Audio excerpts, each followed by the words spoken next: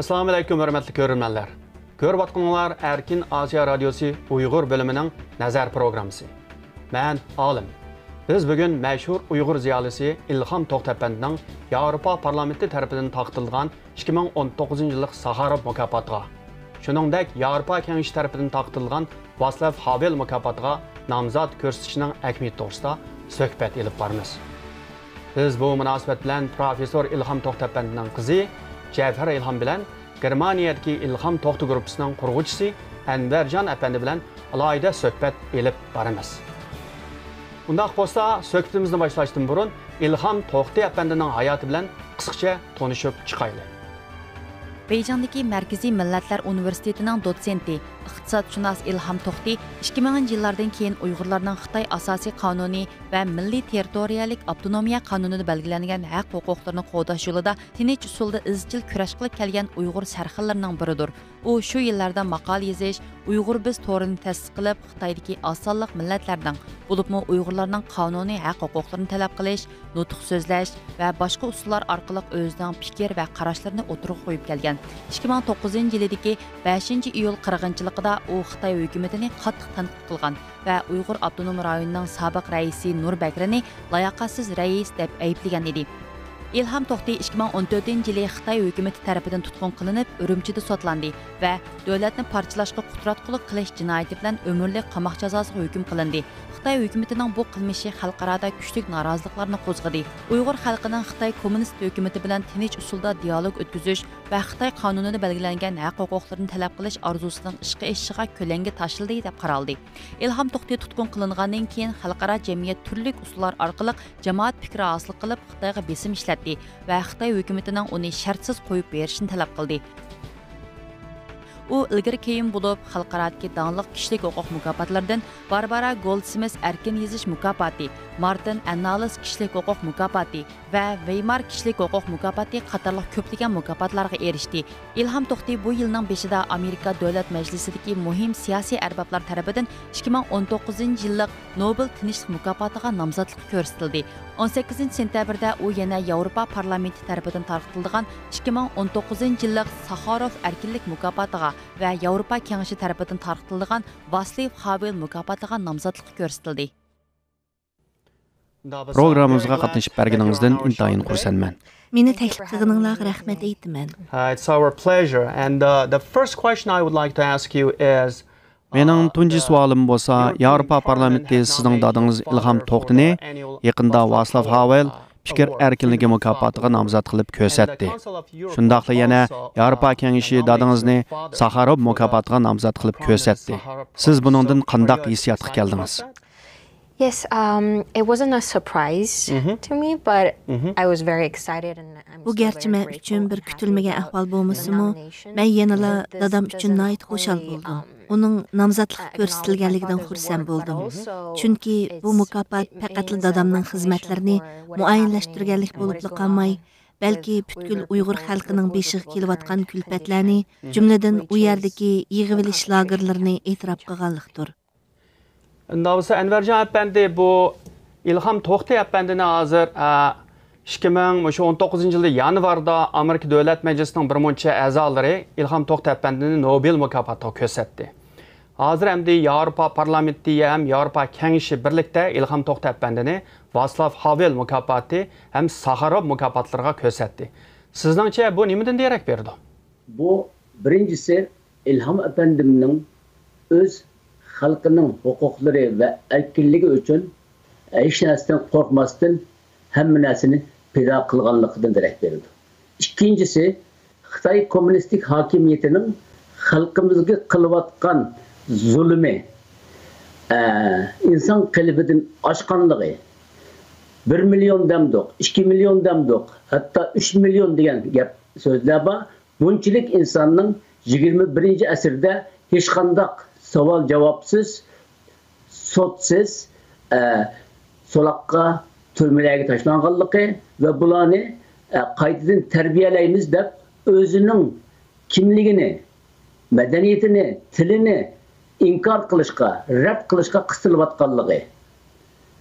Bu sababdan bu hesab olganda, demak, erkinlikka, inson huquqlariga demokratiyaga ahamiyat bergan dünya jamoatchiligi qarab turmasdan, demak, bu xalqning beshida bir zulm bor ekan va bu xalqning zulmini tinch yo'l bilan, qonun yo'li bilan bartaraf qilayli degan kishi ömürlük qamoq tashlangan bo'lsa, bizmi boshqa narsa qilmasaqmi, demak, bu maqsadlar bilan tiklangan, belgilangan xalqaro mashhur mukofotlarga bu insonni bu qahramon Uyg'ur azamatini nomzod ko'rsatish va bu mukofot bilan taqdirlash orqali o'zimizning Uyg'ur xalqiga hissdoshligini va Xitoyning bu zulmiga noroziliğimizni ifodalayli demoqchi bo'lmoqda. Cevher, siz dadınızdan axir qitim qachon ko'rgan edingiz? Uni oxirgi qitim ko'rgan vaqtim 2013-yili 2-oyning 2-kuni Beijing xalqaro aerodromi edi. And then your father was taken away by the Xitoy doiralari dadingizni tutib qoldi. Siz Amerika qarab yo'lga chiqdingiz. Shundaqmi?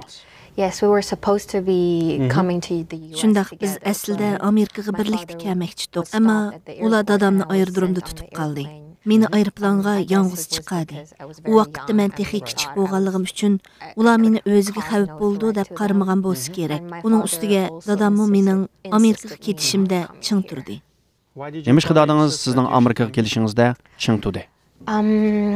I'm not him, so I don't know what he exactly was Albatta, thinking, men but I uning guess zodi nima o'ylaganligini bilmayman.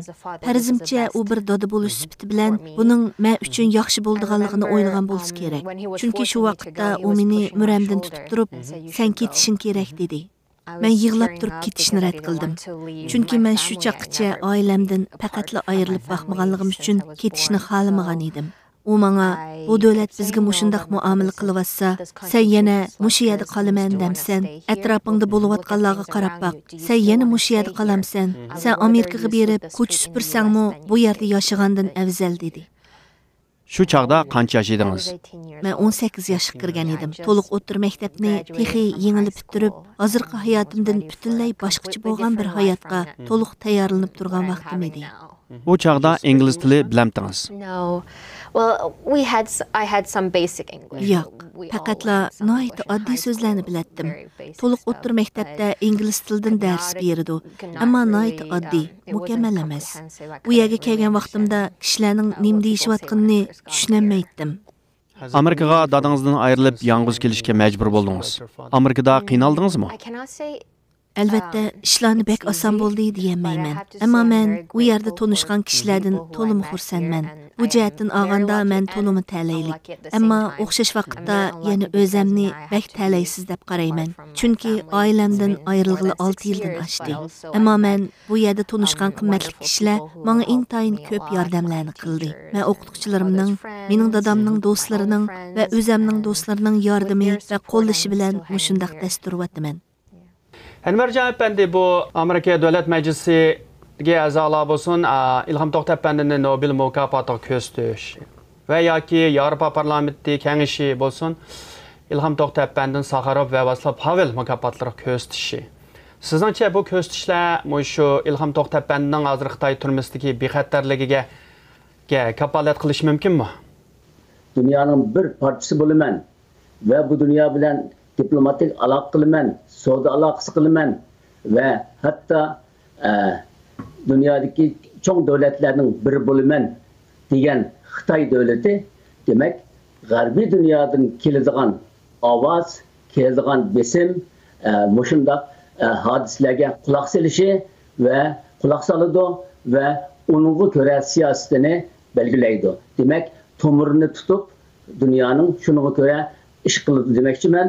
Bu nuqtai nazardan qaraganda, demak, İlham Efendimning hozirgacha olgan mukofotlari va bundan keyin oladigan mukofotlari va bizning bu yo'lda qanchalik ko'p ishlashimiz boshda İlham Efendimninki turmadagi hayotining yengillashishiga va qo'yib berilishiga hatto yo'l ochadi deb umid qilaman va shuning uchunmi barcha imkonlarimiz bilan İlham Efendimni xalqaro sahnada targ'ib qilish, shundoq mashhur kishilik huquq medallariga namzat ko'rsatish va g'arbiy davlatlarning rahbarlariga, parlamentlariga İlham Efendim va uning nima talab qilganligi, vatanda nima qilganligi, buningga javoban Xitoy hukumatining uni nima qilganligi va hozir xalqini nima qilayotganligini demakki qanchalik ko'p anglata olsak va ularning hissasligini qozona olsak,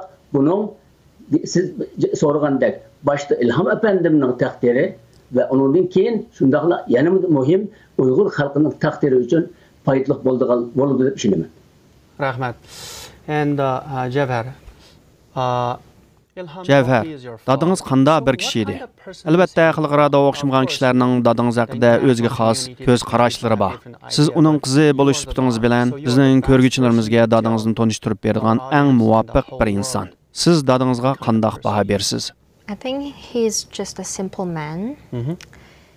He does things that apply to what he thinks. U to'limi oddiy odam edi. U o'zining o'ylig'ini bo'yicha ish qiladigan bir odam. To'g'ri deb qargan ishni oqibatini hisoblab o'ltirmayla qiladigan odam edi. U o'zining qo'lga ilinishi, jinoyat ortilishi mumkinligini bilib turib, yanada to'g'ri deb qargan ishni qildi. U to'limi jasoratlik edi. U men hozirgacha ko'rgan eng botir kishilarning biri. Men uningga to'limi hurmat qilaman va uningdek botir bo'lishni orzu qilaman. U ham aqlli hem ah ko'ngil edi. O'zidan bek boshqalarni o'ylaydi. I want to be a person just as brave as him, and he is also one of the smartest men I have ever seen in my entire life, and the most decent person. He would care about others more than he cares for himself, and Are you proud of Siz dadingizdan faxrlanamsiz? I'm very proud of my father. I remember before coming to US when people would always Men dadamdan bek faxrlanaman. Amerikaga yangi kelgan vaqtimda kishilar meni İlham To'xtining qizi deb taniydi. Hech kim Javharning kimligini bilmaydi. U vaqtlarda men buningdan norozi bo'lardim. Men degan Javhar İlham, bu men. Nima deb meni kashkishi dadam orqali tilga oladi deydim. Ammo keyin dadam haqida texmi ko'p narsalarni bilgan siri, uning qilgan xizmatlarini o'qib tushungan siri, uning qizi bo'lib tanilishdan faxrlangan bo'ldim. U vaqtlarda men texi go'dak edim. Cho'ng bo'lib, dadam haqidagi tushanchem ortgan siri uningga bo'lgan hurmatimni oshdi. I think I was very childish and too young at that time. So, but now with by the time I grow up more, the more proud I get. Yeah. Anvarjon apandi, sizningcha bu İlham To'xti apandi hamda Xitoyning poytaxti Beijing turib, hamda qanday bir rol o'ynadi? İlham Efendim Beijing'de turup, sırttan turup okuganlarımga qaraganda Uyghur yaşlarını terbiyeleşte, üniversiteye celp kılışta ve bulağa Uyghur meselesini düşündürüşte rol oynayan, ilmi düşündürüşte rol oynayan degen yazmalarını okudum. Hem de G'arbda yazılgan maqolalar qaraganda demek merkezde turup Xitoyda demokratiyanın bağımsız yok bo'layotganligiga qarshi so'z qilgan Xitoy ziyolilari bilan do'st bo'lib, ularga Uyg'ur masalasini tushuntirib va ularning himoyasini, hissdoshligini qozonib, ular orqali umumiy Xitoy jamoat fikriga ta'sir qilishga ve ularninki bizning Xitoy hukumati degandek qaloq bir xalq emas, bizning huquqimizning amalga oshirilishi, masalan, avtonomiya huquqininki amalga oshirilishini talab qilgan Xitoylar oxirida berib, demakki bu o'zlariga xavfli bo'lganligini nazarga olib, buni har tarafdan ta'qib ostiga olib, oxirida qo'lga oldi va hata hesap kıldı. Hesap hata çıktı. İlham Efendim belki hazır kolga ilingan vaqtidagidan texmi meşhur, texmi köp Uyghur halkının, texmi köp dünya cemaatçiligininki himoyasiga ega. Demek, muşunun hemmisi İlham Efendim'nin Beijing'de turup qilgan ishlarining natijasi deb qarayman. Jafar, why do you think the Chinese government is so afraid of your father? Jafar, nima Xitoy hukumatı sizning dadingizdan shuncha qo'rqidi? U bir tinchlikparvar faoliyatchi. U qurolliq urushni, bo'lgunchilik yoki mustaqillikni targ'ib qilmagan. Nima Xitoy hukumatı shuncha qo'rqaydi? I've never worked in a Chinese government agency. I cannot say what exactly they think, but I only can say my assumptions, my guess. I think part of the reason is my father was one of the very few scholars. Xitoy hukumatining zodi nima o'ylig'ini bilmayman. Albatta, bu faqatli mening farzim. Mencha Xitoyning uningdan qo'rqishilik sabablarning biri dadam ayni chaqda Uyg'urlarning vaziyati haqida ochiq-oshkora o'tirg'i chiqib so'zlagan nihoyat oz sondagi ziyolilarning biri edi. Xitoy hukumati uni nurg'un qitim to'xtashga majburladi, ammo u qat'iy to'xtab qolmadi. Yillarcha davom qildi. U faqat chet ellarda diqqat tortib qolmay, Xitoy ichidami diqqat tortishga boshladi. Mencha Xitoy hukumatining Facebook, Twitter qatorliq to'rbatlar va Google izlash motorini Xitoyda cheklashidagi sabab ular xalqning Xitoyning ichi va sirtida bo'layotgan haqiqatlardan xabardor bo'lishini, chet elliklarning Xitoy haqida zodi nima o'ylaydiganligini bilishini xohlamaydi. Dadam qurgan Uyg'ur biz to'ri kishilar o'zaro fikr almashtiradigan, chet ellardagilar bo'lsin yoki Xitoy ichidagilar bo'lsin, hammasi kirib fikr almashtira oladigan, maqola e'lon qiladigan, qisqasi haqiqatlardan xabar topadigan nihoyat yaxshi bir munbar edi. Mana bu Xitoy hukumati uchun bir tahdid hisoblanadi. Chunki u to'rbat xuddi Facebook, Twitter va Google qatorliq to'rbatlarning yana bir xil nusxasidek edi. Uningda faqatla Uyg'urcha emas, inglizcha, Xitoycha qatorliq tillarmi bor edi. Bilishimcha Tibet tilimi bor deyman. Qisqasi bu to'rbat faqat bir guruh kishilar uchun emas, hamma guruhdan bo'lgan kishilarga moslashtirib loyihalangan. Yana kelib dadam intayin rostchil odam edi. U Xitoy hukumati o'z xalqiga oshkorlashni xohlamaydigan haqiqatlarni oshkorladi. Mana bular Xitoy hukumatining dadamni tahdid deb qarshidagi asosli sabablar bo'lsa kerak. Not only designed for one group of people, it was designed for everyone to have access to it.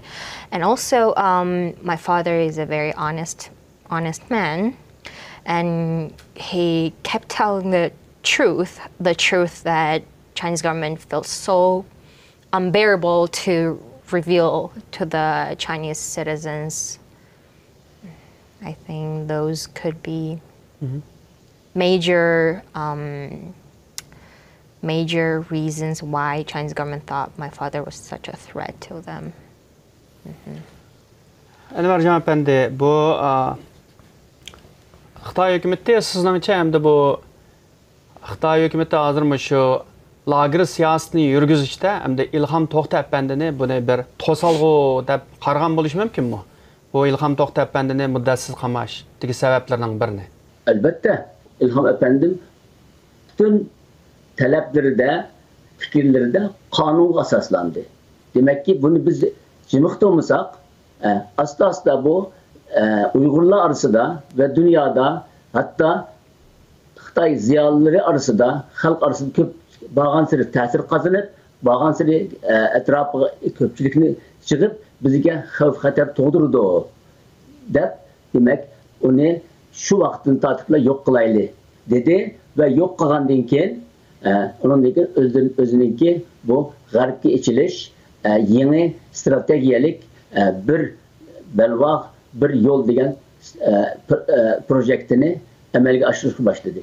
Demak, Uyg'ur xalqi u yerda bir Xitoyniki g'arbiy dunyoga ichilish, yeyilish, ekspansionistik siyosatiga to'sqinlik bo'ldi deb qarab, mana Uyg'urlarni endi bundan keyin ya o'zimizga kommunistik tuzumga, kommunistik ideologiyaga yüz bo'ysundiramiz va yoki bo'ysunmaganlarni biz nemisda mingisini yuyib bularninki kamas holatga etilimiz, bularni biz bu şekilde qo'yib qo'ymaymiz degan maqsadlar bilan mana hozir milyonlagan insonlarimizni bu lagerlarga yig'iltirdi.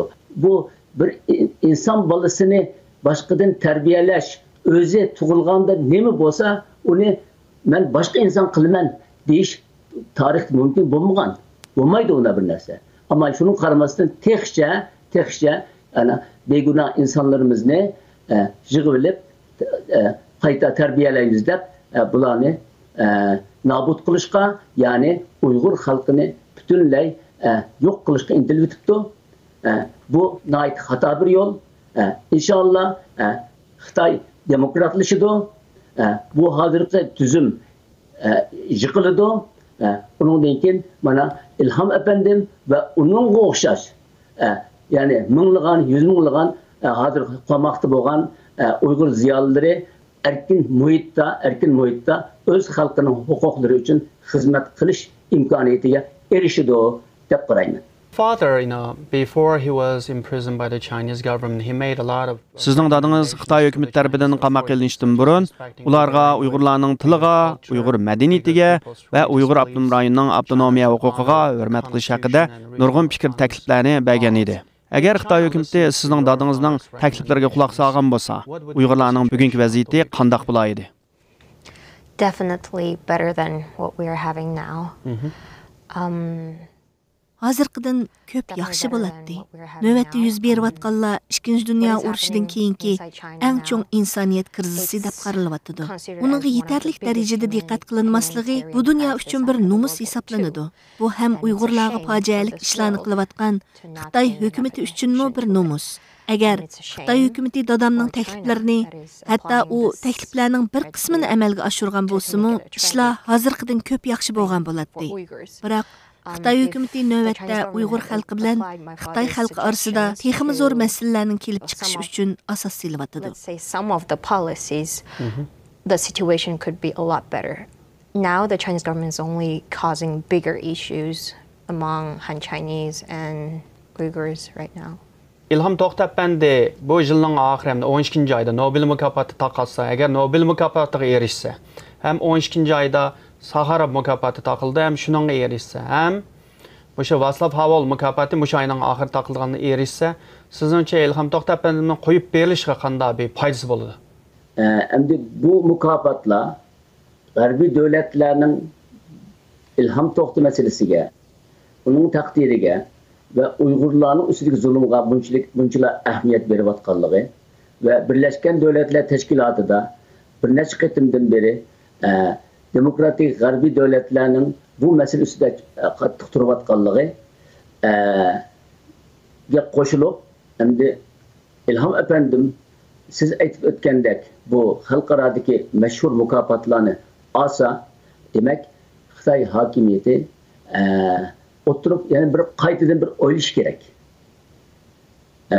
Hozirgi Xitoydagi ijtimoiy masalalar, qiyinchiliklar, iqtisodiy qiyinchiliklar, Hong Kongdagi qo'zg'olonlar, u yerdagi erkinlik kurashchilarining harakatlari, dunyoning biz arzu qilgandek bo'lmasa-mu bu masalalarga ahamiyat berib qarayotganligi, masalan degandek Amerika bilan Xitoy o'rtasidagi savdo munosabatlarining hozirgi ahvoli, bularning hammasini Xitoy hukumatining qaytadan o'ttirib, qaytadan ko'zdan ko'chirishiga yo'l ochadi. Ya, demak, barcha dunyoni hem siyosiy tarafdan, hem iqtisodiy tarafdan o'zining qarshisiga elib, bu inson qalbidan oshgan bu siyosatni davom ettiradi, yoki endi bundan qaytish uchun qadam tashlaydi.